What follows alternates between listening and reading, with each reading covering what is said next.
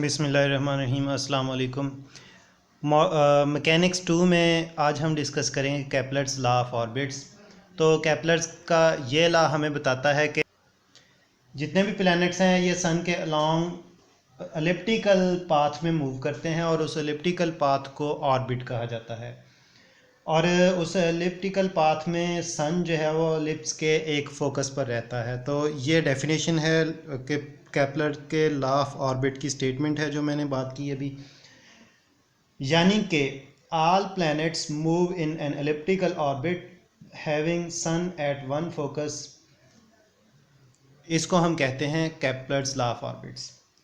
अच्छा, यहाँ पे हम कॉनिक सेक्शन के पॉइंट ऑफ व्यू से, यानी कि मैथमेटिक्स में हमने कॉनिक सेक्शन स्टडी किया हुआ है, उसी के पॉइंट ऑफ व्यू से हम देखते हैं कि अगर हम सन को जो है वो एक फोकस पर ले लेते हैं, प्लैनेट जो है वो यहाँ पे है और ये प्लैनेट का वो एलिप्टिकल पाथ है जिसका एक हमें कोनिक नज़र आ रहा है, ठीक है। और प्लैनेट का जो स्टेट डिस्टेंस है सन से, उसको हमने आर से रिप्रेजेंट किया हुआ है, यानी कि हम लिख सकते हैं कि एस और पी तक का के दरमियान का जो डिस्टेंस है दैट इज़ आर। थीटा जो है वो यहाँ पे एंगल है जो कि सेमी मेजर एक्सेस के साथ जो है वो आर बना रहा है। अच्छा, अब ये वाली लाइन जो है एम डी, इसको हम डायरेक्ट एक्स कहते हैं। बेसिकली ये ऐसी लाइन है कि जिसके लिए अगर हम किसी भी पॉइंट की एलिप्स पे किसी भी पॉइंट का डिस्टेंस लें इस डायरेक्ट एक्स से, और फिर एलिप्स में जो है वो डिस्टेंस लें उस पॉइंट का फोकस से, और फिर उनकी रेशो लें, तो वो रेशो जो है वो एक कांस्टेंट आती है। तो ये लाइन फिर इस तरह से आती है हमारे पास कि हमारे पास लिप्स पे एक पॉइंट है, जैसे कि यहाँ पे हमने पी लिया हुआ है। अब पी से फोकस तक का डिस्टेंस और पी से डायरेक्ट एक्स तक का डिस्टेंस, इन डिस्टेंसेस की जब हम रेशो लेते हैं तो वो कांस्टेंट आती है। पी चाहे यहाँ पे हो, पी चाहे यहाँ पे हो, पी चाहे यहाँ पे हो, पी कहीं पे भी होगा, ये रेशो कांस्टेंट रहेगी। इस रेशो को हम एक्सेंट्रिसिटी कहते हैं। तो इसको हम रिप्रेजेंट करते हैं ई से, और हम कहते हैं कि e is equal to distance of P. यहाँ पे पी जो है प्लैनेट्स को भी रिप्रेजेंट करेगा, from focus divided by distance of P from direct x. मैं शॉर्टली डायरेक्ट एक्स को डायरेक्ट लिख रहा हूँ, ठीक है जी। तो फिर इससे हमें पता चलता है कि डायरेक्ट एक्स जो है ये क्या है इस रेशो से। अच्छा, अब फिर हम देख रहे हैं कि हमारे पास जो है वो पी से फोकस तक का डिस्टेंस जो है, क्योंकि सन एक फोकस पर है, तो फोकस तक का जो डिस्टेंस है पी से वो है एस पी या पी एस पी लिख लेते हैं, इसकी मैग्नीट्यूड है। और फिर अगर हम पी से डायरेक्ट एक्स तक का डिस्टेंस देखें तो वो पी एम है, ये भी लिख लेते हैं। तो ये हमारे पास ये रेशो है। इसको अगर हम रीअरेंज करके लिखें, कैसे हम लेते हैं, S P mod is equal to P M mod को शिफ्ट करें तो ये एक्सेंट्रिसिटी के साथ मल्टीप्लिकेशन में आ जाएगा। अच्छा, फिर यहाँ पे हम देख रहे हैं कि पी एम जो है ये दो पार्ट्स पर मुश्तमिल है, एक जो है वो पी एन है और फिर एन एम है। तो फिर हम लिख सकते हैं कि एस पी जो है, सॉरी यहाँ पे एस पी जो है that is equal to E, और पी एम की जगह हम लिखेंगे P N plus M N, ठीक है। तो जैसे कि आप ऊपर देख सकते हैं यहाँ पे कि पी से एम तक के दो पार्ट हैं, पी एन और एम एन। अच्छा, अब अगर हम पी एन को देखें तो एन वो पॉइंट है जहाँ पे परपेंडिकुलर बाइसेक्टर जो है वो, बाइसेक्टर तो नहीं बहरहाल परपेंडिकुलर हम कह सकते हैं, हमने ड्रॉ किया है फोकस से उस स्ट्रेट लाइन पे हमने परपेंडिकुलर ड्रॉ किया है जो पी और एम को मिला रही है, या जो डायरेक्ट एक्स को और प्लैनेट को पी को मिला रही है, ठीक है। तो उस लाइन पे जब हमने एस से फोकस से एक परपेंडिकुलर ड्रॉ किया तो वो जिस पॉइंट पे पी एम को टच करता है वो पॉइंट एन है। अगर हम इसी तरह से पी से परपेंडिकुलर ड्रॉ करें डी एस लाइन पे नीचे, ये यहाँ पे, ठीक है जी, तो ये वाला डिस्टेंस जो है हम यहाँ पे इसको रिप्रेजेंट कर लेते हैं, टी से रिप्रेजेंट कर लेते हैं। तो एस टी डिस्टेंस भी उतना ही होगा जितना कि पी एन डिस्टेंस होगा। ये आप देख रहे हैं कि ज्योमेट्री के पॉइंट ऑफ व्यू से ये बिल्कुल क्लियर है आपको। अच्छा, अब देखें कि ये हमारे पास एस टी जो है ये पी एन के बराबर है, और फिर अगर आप गौर करें तो ये पी एस टी जो है ये एक राइट ट्राइंगल बन रही है, जिसका राइट एंगल यहाँ पे है, थीटा एंगल यहाँ पे है। हम जानते हैं कि राइट अगर वो साइड जिसके एक साइड पे 90 डिग्री का एंगल होता है और दूसरी साइड पे एंगल थीटा होता है, तो उस साइड को हम बेस कहते हैं। तो इस तरह से ये बेस है हमारे पास। तो यहाँ पे हमें दो चीज़ें देखने में मिली। एक तो ये कि पी एन जो है वो बराबर है एस टी के, और फिर एस टी जो है ये बेस है इस राइट ट्राइंगल का। और बेस अगर हम फाइंड आउट करना चाहें तो ये आ जाएगा आर कॉस थीटा के बराबर, क्योंकि यहाँ पे थीटा परपेंडिकुलर है, आप ट्राइंगल में देख सकते हैं। फाइनली हमें रिजल्ट क्या मिला? फाइनली हमें रिजल्ट मिला कि P N is equal to R cos theta. तो हम फिर यहाँ पे इस इक्वेशन में ये पी एन की जगह सब्स्टिट्यूशन कर लें, तो S P mod is equal to E into are cos theta plus mod M N. अच्छा, एक चीज़ हमें और भी, अगर हम फिगर पे गौर करें तो हमें एक और भी चीज़ जो है वो नज़र आ रही है। वो क्या है? एन से एम तक का जो डिस्टेंस है उतना ही एस से डी तक का है। इसका मतलब है कि एम एन डिस्टेंस जो है वो डी एस डिस्टेंस के बराबर है। तो फिर इस इक्वेशन में हम एम एन की जगह लिख सकते हैं डी एस। तो इक्वेशन फिर हमारे पास बन जाएगी S P mod is equal to E into are cos theta plus D S. E को अगर हम मल्टीप्लाई कर दें तो S P mod is equal to E R cos theta, यानी कि पैरेंथेसिस ओपन कर दिए, ई इंटू डी एस।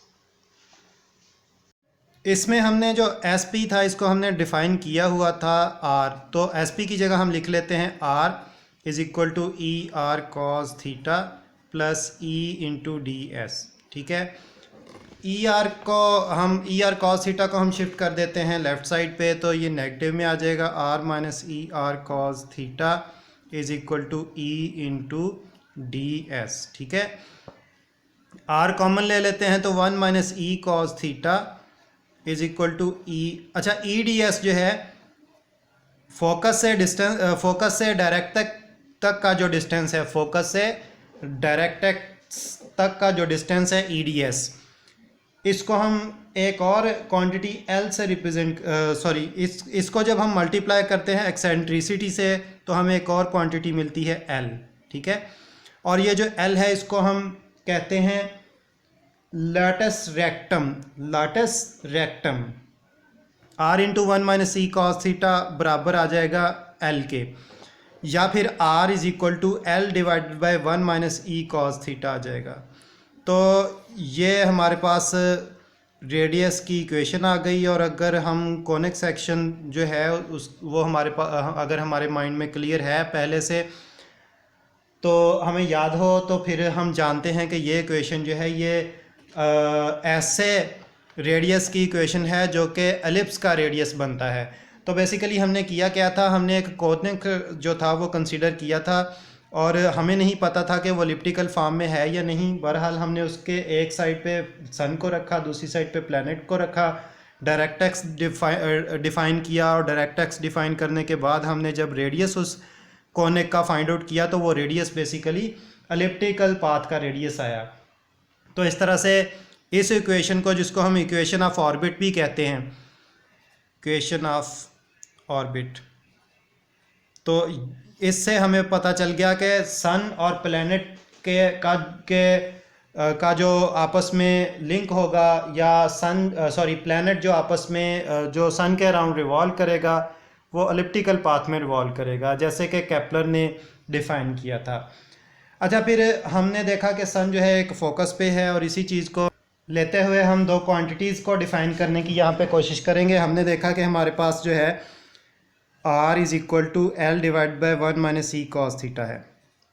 अच्छा, अगर हम राइट साइड पे हमारा प्लैनेट जो है वो यहाँ पे है, तो प्लैनेट और सन के दरमियान में एंगल 0 बन रहा है। अगर थीटा जो है वो 0 डिग्री हो तो फिर कॉस थीटा जो है वो 1 आ जाएगा और आर जो है ये L/1 माइनस ई आ जाएगा। तो इस पॉइंट पे जो फिर प्लैनेट का ये रेडियस बनता है, यानी कि जिस पॉइंट पे प्लैनेट का ये रेडियस बनता है और जिसको हम मैक्सिमम डिस्टेंस कहते हैं, मैक्सिमम डिस्टेंस फ्रॉम सन, यानी कि तब प्लैनेट का सन से डिस्टेंस जो है वो मैक्सिमम होगा। तो जब डिस्टेंस मैक्सिमम होगा उस पॉइंट को हम एपहीलियन कहते हैं, एपहीलियन, एपहीलियन, ठीक है जी। अच्छा, अब इस एपहीलियन को अगर हम इस मतलब यहाँ पे डायग्राम में देखें तो सेमी मेजर एक्सेस, यानी कि सेंटर से लेकर यहाँ तक का जो सॉरी ये एलिप्स का सेंटर है और एपहीलियन से लेकर सन तक का जो डिस्टेंस है वो ए है, ठीक है। तो इसको हम सेमी मेजर एक्सिस कहते हैं, ए को हम सेमी मेजर एक्सिस कहते हैं। और फिर सन से जो यहाँ इस एंड तक का डिस्टेंस है उसको हमने ई ए से ज़ाहिर किया हुआ है, जिसको हम सेमी माइनर एक्सिस ये होगा, ये वाला सेमी मेजर एक्सिस है, यहाँ से यहाँ तक जो डिस्टेंस है। अब अगर हम इस ज्योमेट्री में गौर करें, ये टोटली सेमी मेजर एक्सिस है, इसमें यहाँ से यहाँ तक इतना पार्ट जो है वो ए है और यहाँ से यहाँ तक पार्ट जो है वो ई ए है।